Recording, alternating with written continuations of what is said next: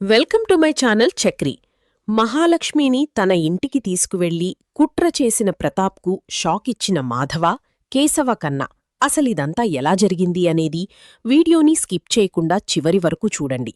పొదరిల్లు రేపటి ఎపిసోడ్స్లో ఏం జరగబోతుందో ముందుగా తెలుసుకోవాలి అనుకుంటే వీడియోని లైక్ చేసి ఛానల్ని సబ్స్క్రైబ్ చేసుకుని పక్కనే ఉన్న బెల్ సింబల్లో ఆల్ పై క్లిక్ చెయ్యండి. చక్రి, మహాలక్ష్మి ఇద్దరూ ఒకటవ్వాలని మీరు కూడా కోరుకుంటే కామెంట్లో ఎస్ అని టైప్ చెయ్యండి. మొత్తం మీద చూసుకున్నట్లయితే గనక మహాలక్ష్మి మీద పగ తీర్చుకోవడం కోసం తనువును పెళ్లి వరకు తీసుకువెళ్లి రిజెక్ట్ చేసింది కదా, మహాలక్ష్మిని కూడా అలాగే రిజెక్ట్ చెయ్యాలి అన్న ఉద్దేశంతో భూషణైతే చాలా పెద్ద ప్లానే వేసి మొదట 3 రౌండ్స్ కూడా పాస్ అయ్యేటట్టు చేసి చివరగా జాబ్ వచ్చింది అని సర్టిఫికెట్స్ తీసుకురమ్మని చెప్పి మహాలక్ష్మి దగ్గర్నుంచి సర్టిఫికెట్స్ తీసేసుకుంటాడు.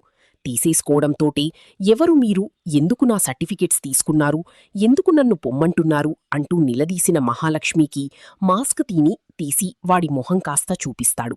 నువ్వా అని చెప్పానుగాని నేని, ఇప్పుడేంటి కావాలనే ప్లాన్ చేశాని, నువ్వు నన్ను పెళ్లిపీటల వరకు తీసుకొచ్చి మరీ ఆ డ్రైవర్ గారిని పెళ్లి చేసుకుని వెళ్ళిపోయావు కదా, అందుకని ఆ బాధ ఎలా ఉంటుందో నీకు తెలియాలి అన్న ఉద్దేశంతోని నేనిలా చేశాను అంటూ ఇంకా చెప్తాడు.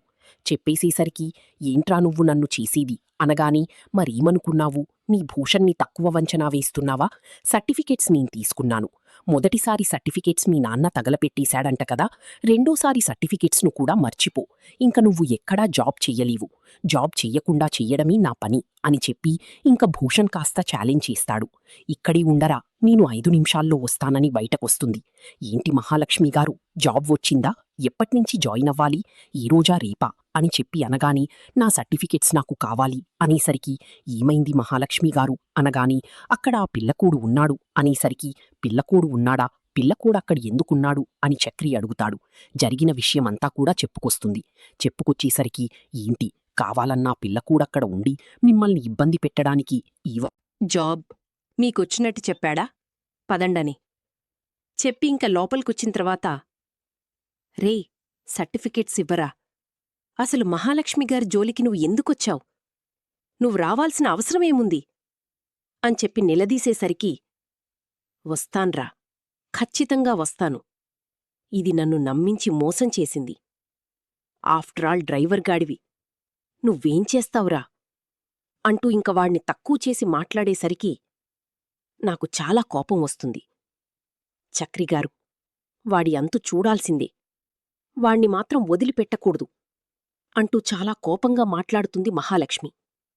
మాట్లాడేసరికి ఇంక వెంటనే ఆ టేబుల్ మీద వాణ్ణి పడుకోబెట్టి వాడి హెడ్ని ఆ టేబుల్కేసి నొక్కేసేసరికి, సర్టిఫికెట్స్ ఎక్కడున్నాయిరా, మహాలక్ష్మిగారి సర్టిఫికెట్స్ ఎక్కడున్నయ్యి అనగాని, ఒరే కుమారు, సర్టిఫికెట్స్ ఇచ్చారా అనేసరికి, ఈ సర్టిఫికెట్స్ కాస్త మహాలక్ష్మి చేతిలో పెట్టేస్తారు. మహాలక్ష్మిగారు, చెక్ చేసుకోండి అనగాని మొత్తం అన్నీ చెక్ చేసుకుని అన్నీ ఉన్నాయని చెప్పి ఎనడంతోటి, మీరింకొక్కసారి మహాలక్ష్మి జోలికొస్తే మాత్రం మర్యాదగా ఉండదు, అర్థమవుతుందా, రండి మహాలక్ష్మిగారు అంటూ చక్రి కార్ని బుక్ చేసుకుంటాడు. బుక్ చేసేసుకునేసరికి చక్రి ప్రతాప్ ముందుండడంతో ప్రతాప్ ఎక్కుతాడు.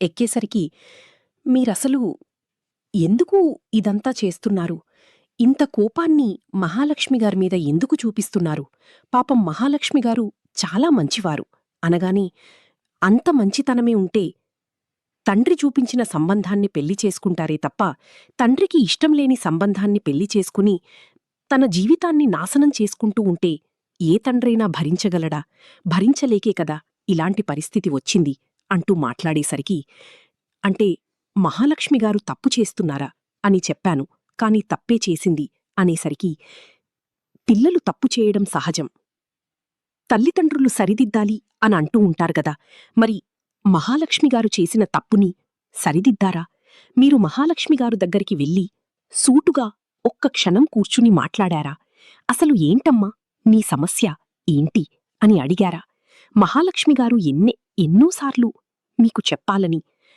ఆ భూషణ్ నిజస్వరూపం మీకు తెలియాలని ఎన్నోసార్లు ప్రయత్నించి నేను జాబ్ చేసుకోను అనే స్థితి వరకు తీసుకొచ్చింది, అయినా సరే మీ కూతురి విషయంలో మీరు స్వార్థంగా ఆలోచించారు. మీ కూతురు విషయంలో మీకు వచ్చిన ఆలోచనలన్నీ కూడా మీ కూతురు మీద రుద్దాలని చూశారు. కాని మీ కూతురు చాలా తెలివైంది. అది మీరు అర్థం చేసుకోలేకపోయారు అంటూ మాట్లాడేసరికి, ఏం చెయ్యమంటావు? అంటే ఇప్పుడు నేను తప్పు చేశానంటున్నావా అనగాని, మీరు తలదించుకోవాల్సిన అవసరం ఏముందండి? లోకంలో ఎంతమంది ప్రేమించి పెళ్లి చేసుకోవడం లేదు. చాలామంది ప్రేమించి పెళ్లి చేసుకుంటున్నారు. సో మీరు అవన్నీ మనసులో పెట్టుకోకుండా మహాలక్ష్మిగారిని క్షమించి ఇంటికి తీసుకొస్తే బాగుంటుంది. లేదంటే ఆవిడ జీవితాంతం బాధపడుతూనే ఉంటారు అంటూ ఇంక చక్రి చెప్పేసరికి, ఇంక ప్రతాప్, కావాలని చక్రి మనస్తత్వం ఏంటి? అసలు చక్రీని, మహాలక్ష్మిని నేనే విడదీయాలి. ఎక్కడికో పంపించేసి మహాలక్ష్మి నుంచి చక్రి దూరమైపోవాలి అనుకోవడం తప్పు కదా. నేనే మహాలక్ష్మి నుంచి విడదీయాలి అన్న ఉద్దేశంతో ఇంక చక్రి, సారీ భూషణ్, ప్రతాప్ ఏం చేస్తాడంటే ఇంటికి వచ్చిన తర్వాత మహాలక్ష్మికి ఫోన్ చెయ్యమని హారికకు చెప్తాడు. చెప్పడంతోటి హారిక ఫోన్ చేస్తుంది. ఫోనిలా మహాలక్ష్మికి ఇచ్చినా తీసుకుని మాట్లాడిన తర్వాత, ఇలా ఇవ్వమ్మా అని చెప్పగాని, అమ్మా మహాలక్ష్మి అని చెప్పి అనేసరికి, నాన్నా అని చెప్పనుగానే ఈ నాన్నని మర్చిపోయావా? నాకు నిన్ను చూడాలనుంది అనేసరికి, నాకు మిమ్మల్ని చూడాలనుంది నాన్నా అని చెప్పనుగాని, సరైతే నేనే మీ దగ్గరికి వస్తాను అని చెప్తాడు. ఏంటి మామయ్యా, మీరు మహాలక్ష్మిని క్షమిస్తున్నారా అనగాని, తను నా కూతురు, తనంటే నాకు చాలా ఇష్టం. అలాంటిది మహాలక్ష్మిని క్షమించకుండా ఎలా ఉంటాను? ఖచ్చితంగా క్షమిస్తాను అని చెప్పి ఇంకా ప్రతాపైతే చెప్తాడు. తను చెప్తుంటాడేగాని నమ్మకంగా అనిపించదు హారికకి. ఎందుకంటే ప్రతాప్ మనస్తత్వం ఏంటో హారికకు తెలుసు కదా. తప్పు చేస్తే ఎవ్వరైనా సరే శిక్షించే మనస్తత్వం ఉన్నవాడు. అలాంటిది కూతుర్ని క్షమిస్తాడా, ఇంటికి తీసుకొస్తాడా అని అపనమ్మకంతోటి ఉంటుంది.